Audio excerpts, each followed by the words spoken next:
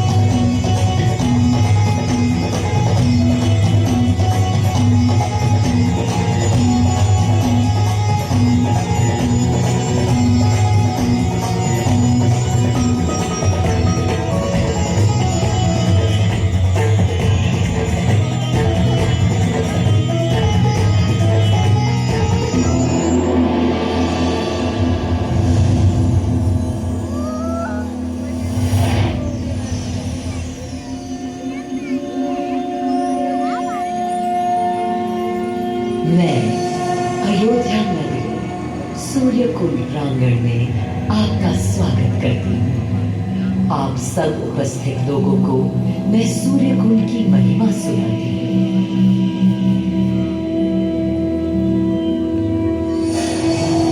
भारत की मिट्टी अनेकों दिव्य आत्माओं की जन्मस्थली है, पर आज मैं आपको कथा सुनाऊंगी भगवान विष्णु के उस अवतार की जिनके अवतरण से मैं पावन हो गई सदा सदा के लिए। माँ कौशल्या की गोद में जन्म लिया मर्यादा पुरुषोत्तम श्री राम ने अधर्म के नाश के लिए, धर्म की विजय के लिए।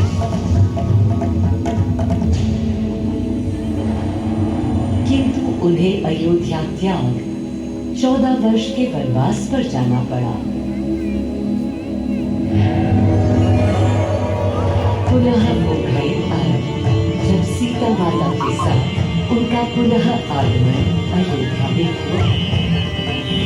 हर्ष था चहुओं और उल्लास था हर दिशा में। वो घड़ी बस आने को थी जिसकी प्रतीक्षा में मैं विद्वान थी, जाने कब से। प्रभु राम का राज्याभिषेक बस होने को था, हर कहीं उत्सव था। पर इस उल्लास पर दुविधा की कालिमा छा रही थी। श्री राम प्रसन्न नहीं थे, राज्याभिषेक का कोई उत्साह उनके चेहरे पर नहीं था। उन्हें राज्य का लोभ नहीं था, सिर्फ अपनी प्रजा की चिंता थी। फोन कर रहा है ड्राइवर वाला, ड्राइवर फोन कर रहा है। सबके मन में एक ही प्रश्न था, कौन हल कर सकेगा श्री राम की इस दुविधा को, मिटा सकेगा इस अंधकार को। किसके तेज से छट जाएगी ये क्रांति?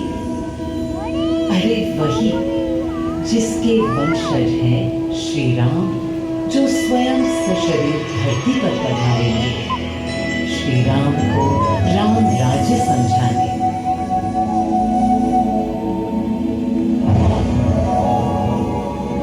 ये गाथा उस शक्ति पुंज की है जो पृथ्वी पर जीवन और सृष्टि का केंद्र था, है और रहेगा।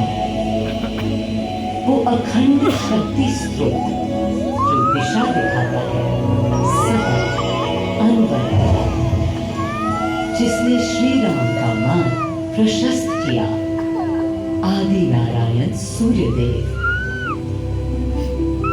अयोध्या वासियों को भी प्रभु श्री राम की इस दुविधा का आभास होने लगा था। देखा क्या? तुमने देखा क्या? कितने सकुचाई से श्री रघुवीर थे। पद की प्रसन्नता या तर्क निरत होने का ललक या उमंग कोई कुछ भी तो दिखी नहीं। मुकुट सामने रख कितने अधीर थे। वे तो थे अधीर नहीं, हाँ थोड़े गंभीर थे। सौम्य मुखमंडल पर निर्बलों की पीड़ा थी, दीनहीन असहाय वंचितों का दर्द था। उनके लिए मुकुट अथवा राज सिंहासन वैभव का लोभ नहीं। अब कैसे सुखी दिखे जब तक सुखी सारे लोग नहीं। तब दिशा निर्देशन के लिए श्री राम ने स्वयं सूर्यदेव का स्मरण किया। श्री राम सूर्यदेव का आह्वान करने लगे। क्लांत मन से उन्होंने अपने पितामह को याद किया। मन असमंजस में था उनका। कर्तव्य की सही दिशा उन्हें सूझ नहीं रही थी। क्या उचित है प्रजा के लिए, उनके लिए, वंश के लिए, धर्म के लिए, शांति के लिए, इसी परामर्श के लिए अंतर्मन से उन्होंने सूर्यदेव मोबाइल निकालो, फोन लगाओ।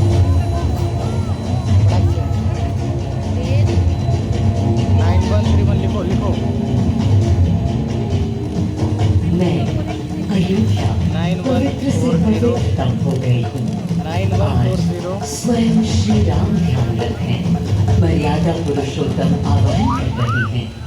उन सकारात्मक शक्तियों का संचार कर रही हैं जो उन्हें, मुझे और मेरे यानी अयोध्या के हर निवासी अरे को उधर साइड से अनंत काल तक आराम से सही दिशा उधर दिखाएं। उधर साइड बटन है। संभव हटाओ है उसको, बैक करो। स्वयं सूर्यदेव इधर से। सशरीर पधारे अरे इधर, अयोध्या की धरा पर।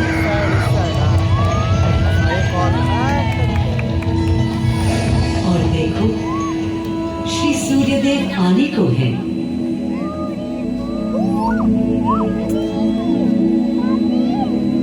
उनकी पहली किरण के स्पर्श से कलियां एक एक कर खिलने लगी। जीवन की कांति हर ओर धीरे धीरे फैलने लगी।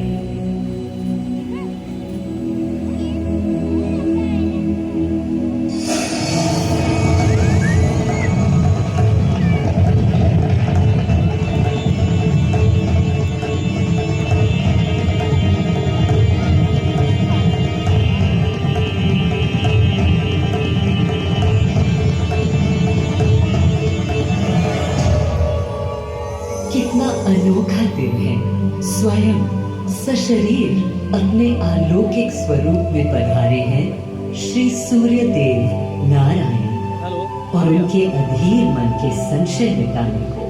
अधीर है या गंभीर है, चालू हो गया। मैं जानता हूँ क्या उनकी पीड़ है। हाँ 8 बजे वाला चालू हुआ है। हाँ माँ कौशल्या को प्रणाम। कहाँ है राम? कितना टाइम चलता है? अरे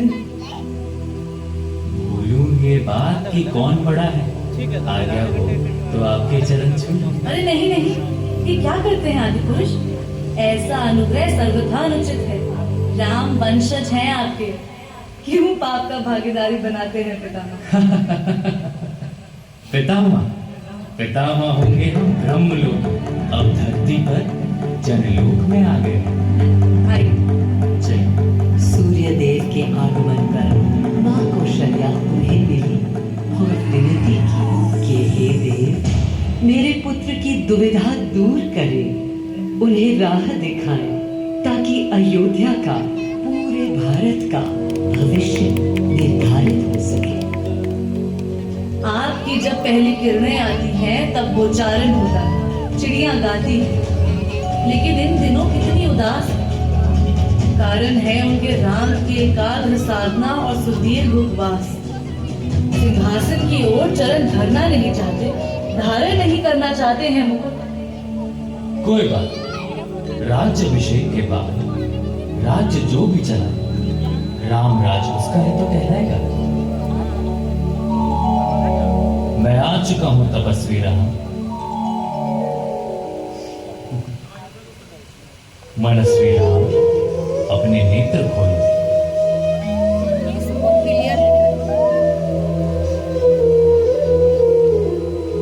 प्रणाम पितामह, प्रणाम। प्रणाम मेरे राम, प्रणाम। पितामह, राम राज्य क्या है? राम स्वयं पूछ रहे हैं कि राम राज्य क्या है। पुनर्ता नया प्रश्न है। अभी तो आप कह रहे थे जो भी मैं कह चलाएगा। रहा था कि राम राज्य में राम के लिए भी विधान होंगे। आदिदेव, कुछ अनुमान तो मुझे है, लेकिन अब आप बताइए क्या विधान है।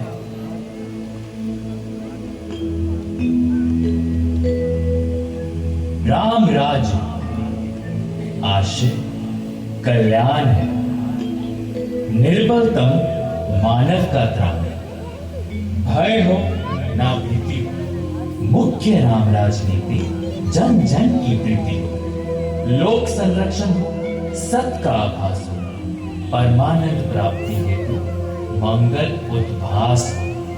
प्रेम परम तत्व हो, सब में समत्व हो। दैहिक दैविक या भौतिक संतापों की औषधि अचूक राम बाण है। राम राज्य आशय कल्याण है, निर्बलतम मानव का त्राण है। प्रमोदित अपंतव हो, आस्था का घनत्व हो। वैभव विशाल, मेघ करे वर्षा और सदा ही सुखाए। दिशाएं सब मस्त हो, जनपद ये स्वस्थ हो। उपद्रव ना ही और ना कोई आतंक। कोई नहीं रंग, सुख ही सुख निशंक। प्रेम योग धर्म मूल्य प्राण। राम राज आशय कल्याण।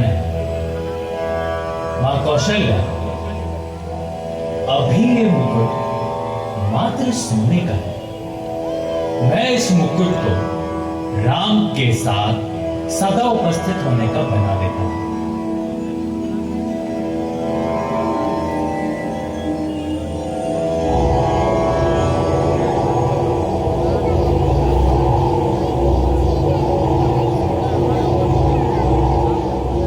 स्वयं सूर्य देव ने मेरी यानी अयोध्या की धरती पर श्री राम को राम राज्य का वर्णन सुनाया, उसका आधार रखा और उनके मुकुट को अपनी रश्मियों से आशीर्वाद दिया। श्री राम के नेतृत्व में हर ओर खुशहाली, प्रेम, शांति और संयम फैला।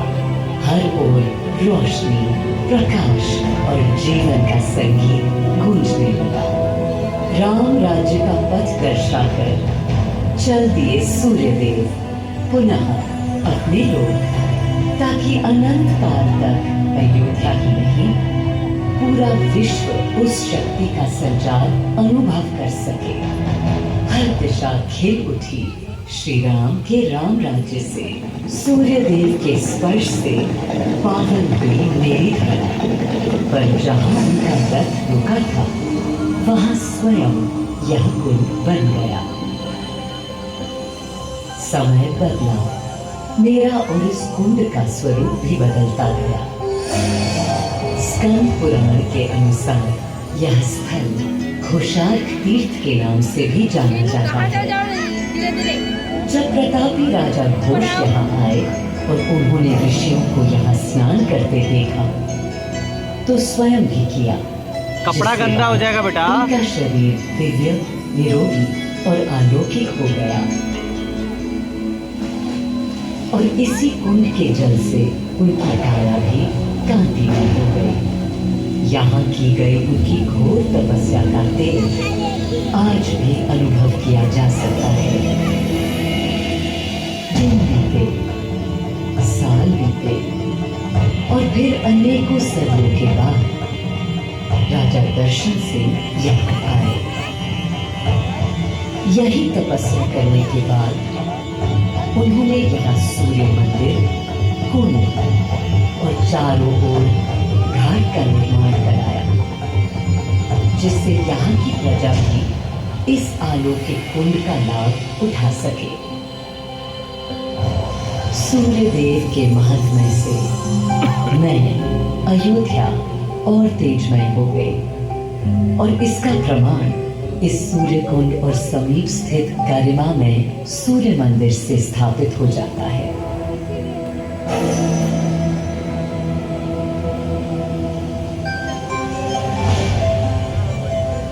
मैं अयोध्या इस हर्ष से भूली नहीं समाती कि मेरी ही धरती पर राम राज्य की आधारशिला रखी गई।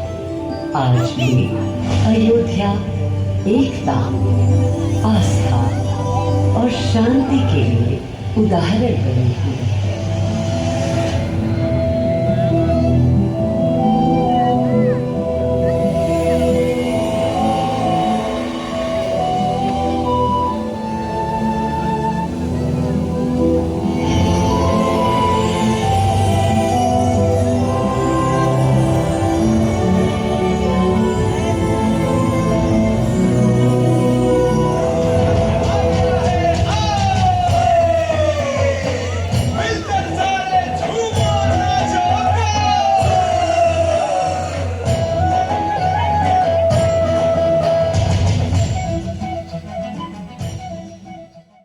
तो दोस्तों, ये थी अयोध्या के सूर्य कुंड की पूरी कहानी।